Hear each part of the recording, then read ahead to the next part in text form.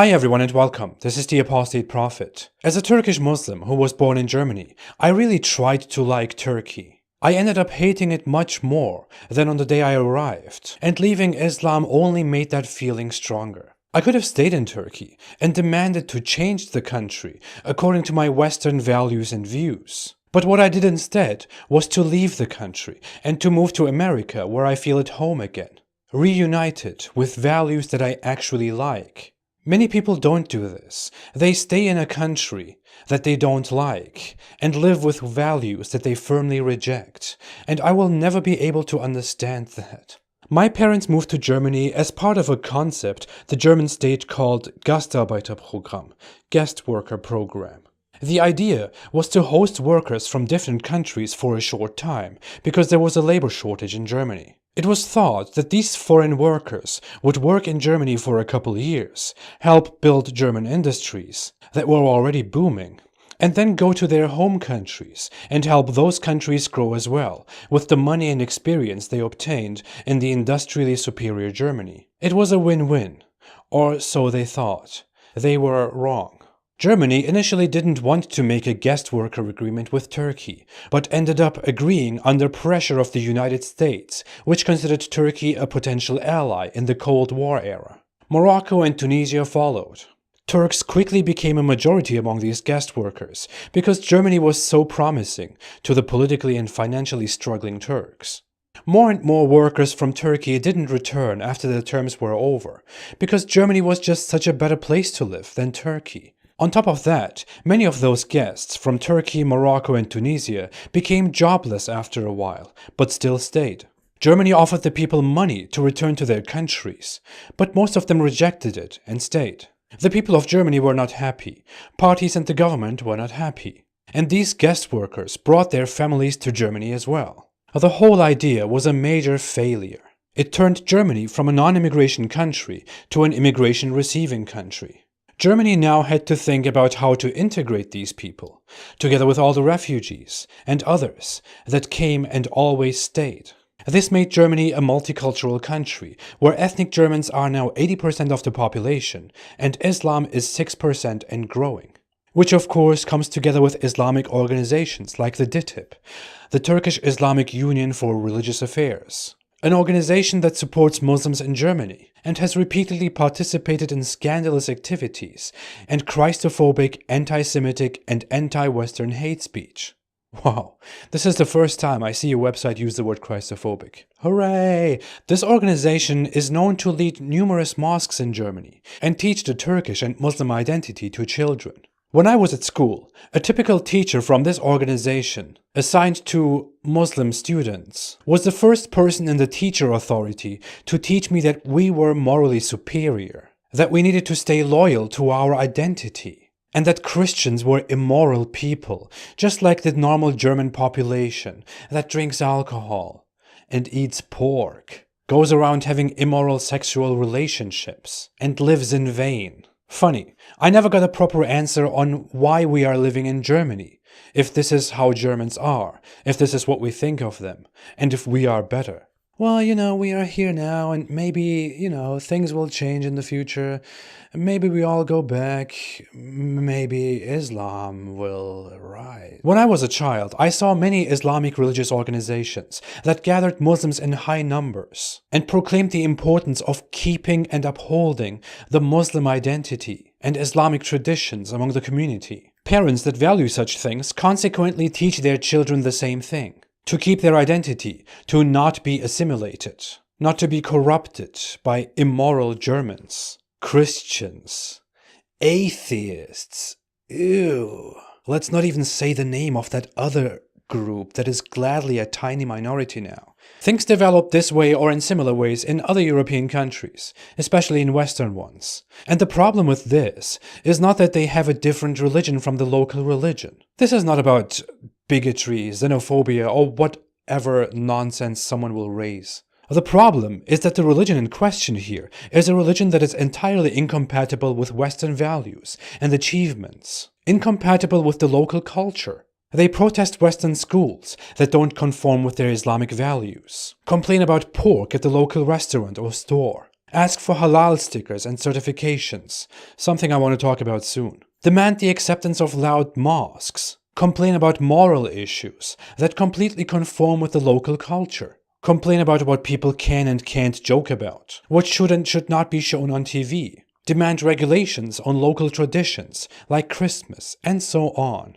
Instead of adapting to the local culture, being quiet about it and living on, or simply leaving for a country that they actually like, they choose to complain and forcibly change the culture that they came to, that embraced them, that they don't like. This is a normal result of uncontrolled mass immigration without proper integration. I'm not saying immigration is completely bad, that it should be completely stopped and ended. I'm saying uncontrolled immigration without proper integration doesn't work. It leads to social instability, no matter where it happens. And we can see that by now in Germany, in Sweden, in the UK, in France, in the Netherlands, and so many other countries. I'm not saying this is because Muslim people are inferior. The same thing would happen if European people, Western people with Western values and culture, migrated in masses to the Islamic world. Things would get out of control, out of hand. We need to be able to talk about immigration and integration. All of us, no matter what your political views are and what party you support. Europe has been opening to immigration like no other culture in the world. And the results are changes to the local culture, a challenging of local values that comes as a result of that. As a consequence, the rich history and culture of Europe will have to go through a transition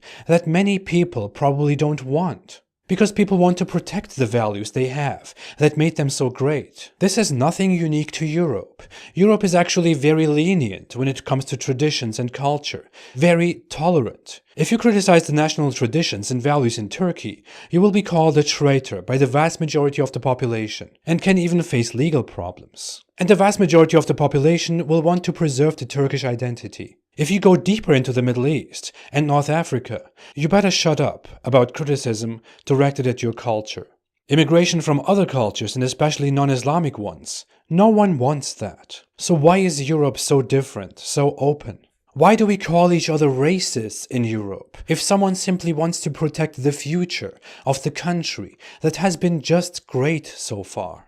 Let's take freedom of speech for example, a wonderful value that is perfect for progress and popular rule, a value that you can hardly find around the world. If you're a left-leaning liberal person and think being concerned about immigration is so Nazi, you should definitely be afraid of losing this value. How will you speak up if you don't have freedom of speech in the future? Freedom of speech defines and makes possible most of our objections to the president or the prime minister or the government in the West. It allows you to go out and protest without objections and even gives you the right to depict Merkel as a pig, say F Trump, or sing God Save the Queen by the Sex Pistols. Or you can go online and talk about how awful Christianity is, the local religion. You can say anything, as long as you don't incite violence. In the Islamic world, you can say things that incite violence, but you can't say all the other things. If all these examples were from the Islamic world, you couldn't do any of these things. You could go to jail for insulting the leader of the country in Turkey. In others, you would be executed for that. And criticizing the local religion, Islam? You can't find many outspoken ex-Muslims in the Islamic world. They are usually in the West. Because in this world, the Islamic world, if you criticize Islam, you will be punished for blasphemy, or in other words, for disrespecting the religion of the public. Assuming you made it alive, of course, and survived the death penalty or the lynching for your apostasy. No matter on what side of the political spectrum you are, immigration from a different culture means that this culture will have an influence on your country and will likely want to change it if the immigrating party doesn't successfully integrate, which, as Germans know by now, after discussing it for 4 decades, very often doesn't work. Yes, I am an integrated immigrant, but I'm not in the majority. I would be called a traitor, or I am called a traitor, or a rebel by most. We could talk about women's rights, and how women are treated. We could talk about LGBT rights, same-sex marriage. We could talk about religious influence in politics, freedom of the press, or just freedom in general. Again, I'm not suggesting we should stop immigration, close the border, and deport all immigrants. I'm not suggesting we should be violent. But exactly for that reason, we should be able to sit down and talk about immigration and let people make decisions about very important things that will shape the future of the country, of our children, without being called a xenophobe or a Nazi or a hateful bigot, simply for saying mass immigration is probably not right. The people who give generations to a country should have a say in the future of the country.